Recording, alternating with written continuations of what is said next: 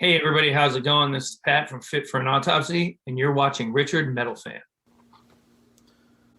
Hey everyone, it's Richard Metal Fan here, bringing you guys a brand new 2022 album review. First review of the year, and today we're going to be talking about the new album from Fit for an Autopsy entitled Oh What the Future Holds, which is out now through Nuclear Blast Records. Now, for those of you who aren't familiar with Fit for an Autopsy, they're a deathcore band from New Jersey, been around since 2007. I pretty much love everything they've done. Friends of a couple of the guys. And they've been putting out albums since their 2011 debut album, The Process of Human Extermination, which I thought was a solid debut, and that was like when they were more deathcore, and then after that they put out the Hellbound in 2013, and then 2015 we got Absolute Hope, Absolute Hell, and that was the first album when they had their current vocalist Joe Bad, and then they've put out The Great Collapse in 2017, which is right around the time when I first got into the band. And then their last album, The Sea of Tragic Beasts, I thought that was a pretty good album. And it was kind of different for Fit for an Autopsy compared to previous albums because with the addition with the clean vocals. But I think it actually worked with the music itself. And here we are with the band's sixth album of What the Future Holds. Does it kind of live up or exceed what The Sea of Tragic Beasts has? In my honest opinion, I think it definitely has. I think Fit for an Autopsy definitely stepped it up. And when I did my interview with Pat a month or so ago, he definitely said it's the next evolution in the sound. It's not like just the follow-up to Sea of Tragic Beasts, although it sounds similar to that, but it's just the next evolution for the band. That I could definitely see why. Production-wise, the album is great, produced by, of course, Will Putney, who's also a member of the band. He's pretty much the brains of the group, even though he doesn't tour with them, but he's just writes a lot of the music. And yeah, it definitely shows it well with the album. And let's just talk about like the vocals here. Joe Bad's vocals, in my honest opinion, I think since he joined a band, I think his voice and vocals has improved. Like his gutturals has improved. I feel like it's a lot more powerful and a lot more heavier. And then with his clean vocals, I feel like it just adds a lot of like depth to the music. It adds a lot of like melancholy vibes to it, especially with like the slower kind of like more ambient parts. And I just think, in my opinion, I think Joe is one of the best deathcore vocalists. And at this point, I don't think I could really consider Fit for an Autopsy deathcore really anymore. I just consider that probably just death metal or progressive melodic death metal. It's hard to describe it really. And then the guitar work on this album is tight. My boy Pat Sheridan, Tim Howley, and Will Putney just come up with some really great riffs. Just the riffs on here are great. Right, and I think one thing I love about Fit for an Autopsy is just they never reuse any riffs. They just have like new riffs every fucking time. And that's what I love about them.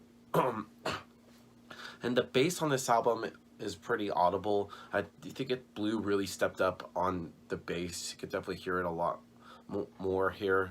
And then the drumming from Hosian Orta, I think Hosian's drumming is just really just spot on.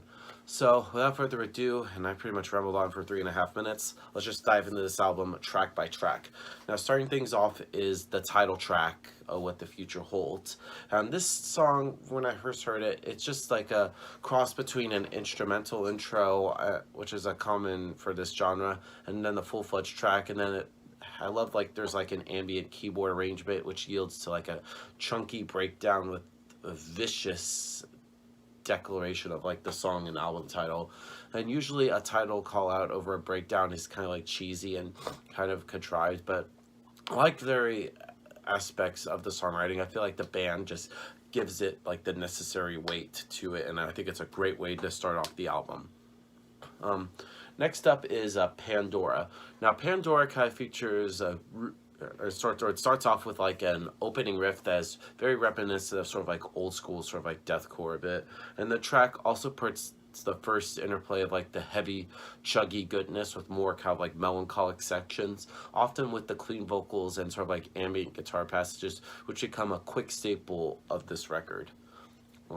Next up is Far From Heaven, which I believe was the first single released for this album. Now it opens up with a hammer-on run that sort of like, I don't know, it almost kind of sounds, riffs kind of sounds almost like Gojira with the pick scrapes.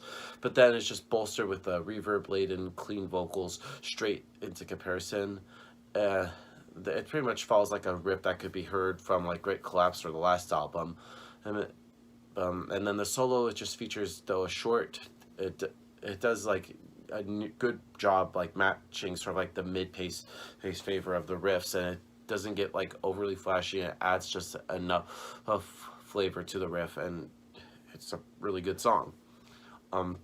Next up is In Shadows. Now, In Shadows has a nice balance of like the Great Collapse mixed with Tragic Beasts, like chunky, impactful, but also technical and melodic in all the right places. And that ending is, I'm pretty sure that gave me a happy ending.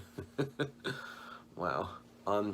Next song on the album is called Two Towers. Now, the only little thing I wish it should have been track 2, be like track 2, Two Towers, but that's just a little nitpick.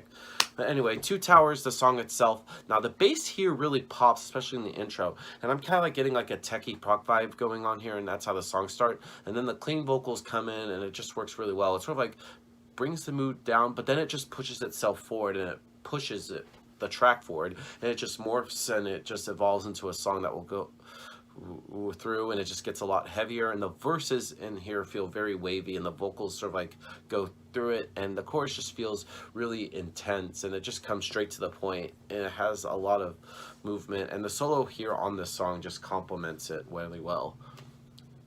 A Higher Level of Hate's up next. Now this transition is from a kind of like a proggy intro, kind of similar to like Lepre, to kind of like middle self-titled era Whitechapel, and I'm just curious how Fit for an Autopsy just emulates sort of like the trademark sounds to this band better than bands themselves, especially from albums from last year. I think it's really fucking good. Next up is Collateral Damage. Now Collateral Damage, this song just holds no bars. From the get-go, we get with aggression and heaviness, and the guitars sound very heavy and melodic, and it's just weaving through, and the chorus here is very hooky.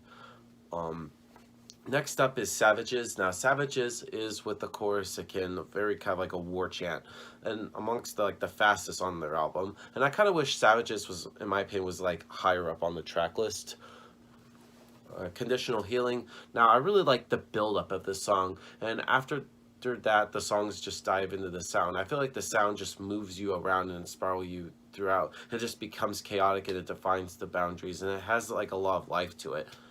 And then we get to the last song on the album called The Man That I Was Not. Now this song kind of reminds me a lot of like Rivers of Nile, and it has like kind of like that doomy kind of sweetness with much more sort of like that traditional clean vocal arrangement. And the clean vocals have been a highly topic among sort of like deathcore crowds, but few will deny that Fit for an Autopsy is firmly, if like the clean vocals are done right, kind of similar to like Whitechapel with their most recent album Kin.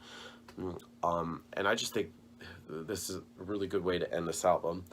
Now overall, What the Future Holds by Fit for an Autopsy, another evolution in their sound, and I'm really looking forward to what, with this new direction, what they got for future music going forward.